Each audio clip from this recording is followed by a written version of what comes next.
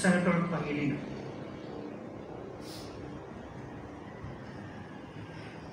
Ako po ay bumubuo ng no. Pinakinggan ko ang mga sponsors at speeches ng ating mga kasamahan. Tama naman. May basehan para sa humanitarian consideration dahil may edad na hinihingi ng isang paraan para ma-house arrest.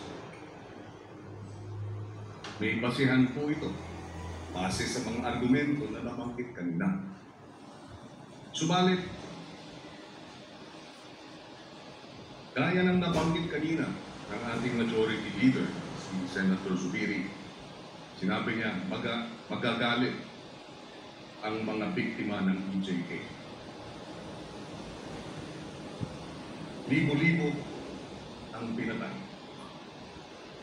Libo-libo pa ang nawalan ng ama, ng ina, ng anak, na ang hiling ay justisya. Tama rin na humingi ng justisya. Saan tayo papanig? Tama, may basehan ang humanitarian consideration. Ngunit may basehan din yung daing at yung dalamhati at yung masasaktan na libo-libo nating mga kababayan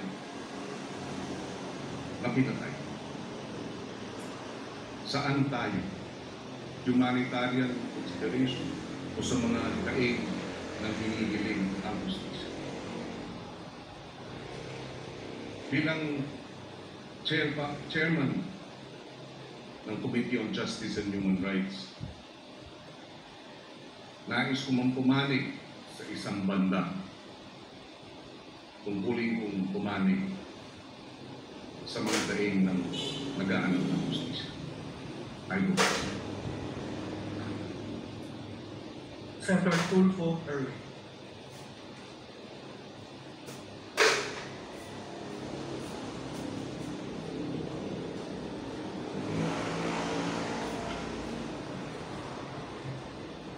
Mr. President, distinguished colleagues, and my countrymen,